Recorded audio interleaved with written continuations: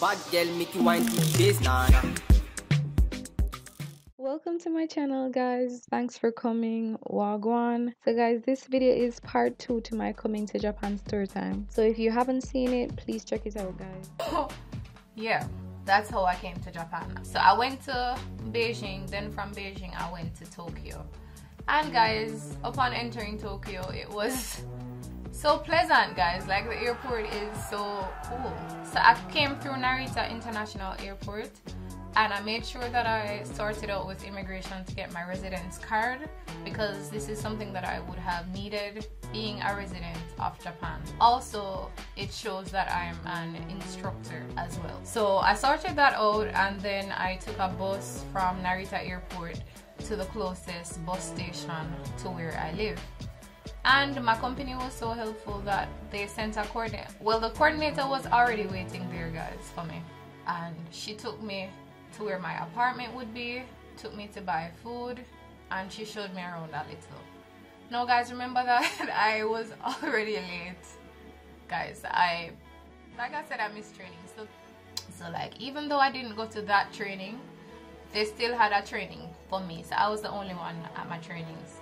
And because where I live is close to my head office, I just had the training at the head office, guys. And it was useful. During that training, I basically introduced myself, learned how to introduce myself in Japanese, what the school life in Japan is gonna be like. I think I came the Tuesday, had training the Wednesday, Thursday, Friday, and I think the Saturday. On Saturday, guys, a coordinator took me to my school, showed me where the train station was, where I was gonna get off, where I enter into the school from, and so on.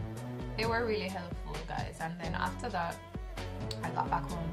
And on the Monday, it was my first day of school, guys.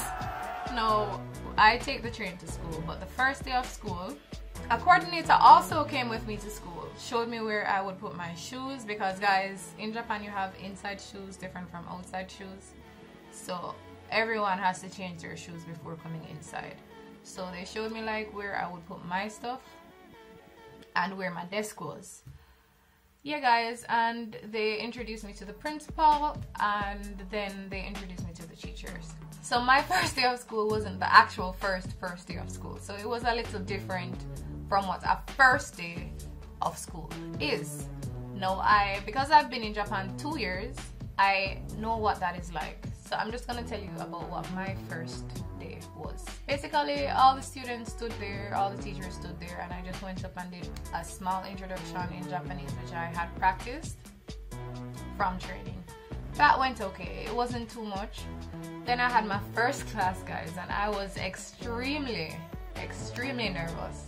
It was a first grade class. The coordinator came to the class with me as well. And guys, the first thing I thought was like, why does everyone look the same? I'm like, how can you tell them different? Guys, like, everyone had bangs. I mean, even the boys had bangs. Like, they all looked the same. I was like, oh my gosh, what do I do here?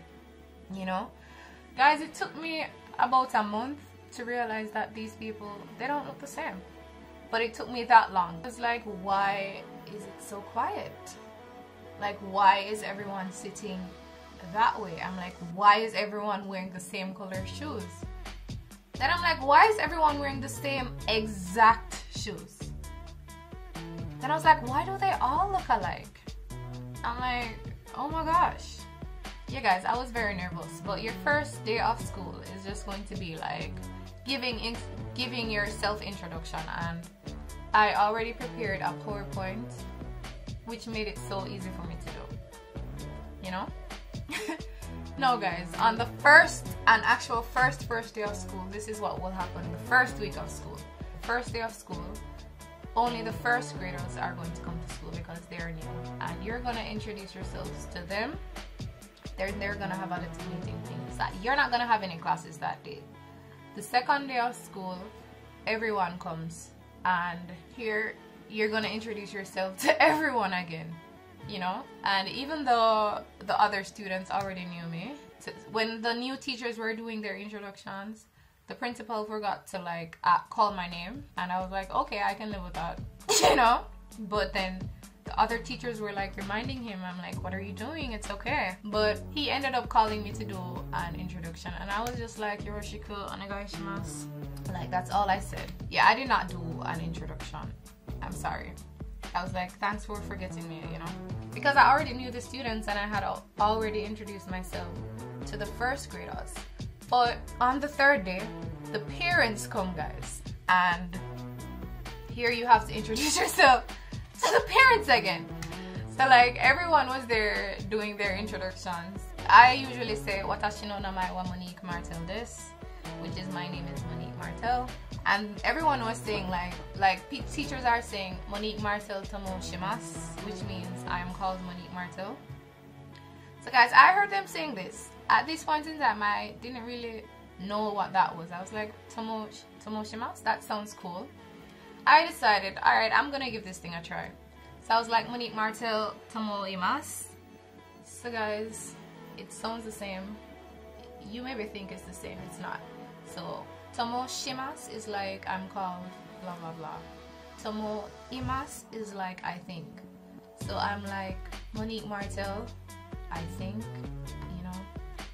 Guys, I don't know if the Japanese people were just saving face or why they didn't laugh at me, but I was dying inside, you know. And I'm pretty sure that if one of my teachers heard, he would have been dying inside too. Because it was just so funny to me. Like, I was like, Monique, why the hell did you not stick to the stupid script? You know? That's what you always say. Why you have to be so nuff? You know, why you have to be so inquisitive that you want to try saying this some other way? You know? Guys, don't do that. Just stick to your script, please. Stick to your script. Yeah, guys, but that's my first day of school, and I remember getting...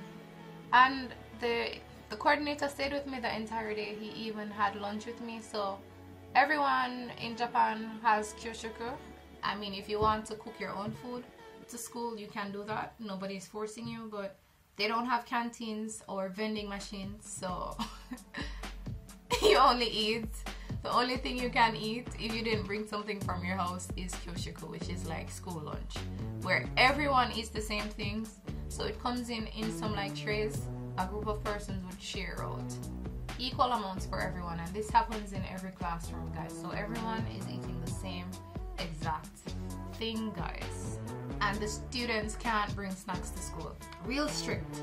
And I was like, I don't remember the name of what I was eating. I don't know the name, and I still don't know the name, but it wasn't too bad that first day of school. And after that, I went home with the coordinator. The coordinator took me home. It wasn't such a harsh first day of school, but like on the second day when it was only me, I was like, oh my gosh, what do I do? But it was okay. Like, my teachers were people. They were approachable. They weren't too scary, you know. I had already gotten my timetable showing me when I had classes, and for the first week of school I did only introductions, guys. So it was the same lesson over and over and over again. So the other week was when I actually did like actual classes. Yeah, guys, so it's not too bad. I liked it. But yeah, guys, it's just so much different from a Jamaican classroom. I'm just like, why is there no noise? So guys, thank you so much for listening to my story time. Please let me know what else you would like me to do. Don't forget to like, share, comment, and subscribe. Guys, be different, be beautiful, be unique, and most importantly, guys, be yourself. Okay? See you in my next video, guys. Thanks for watching.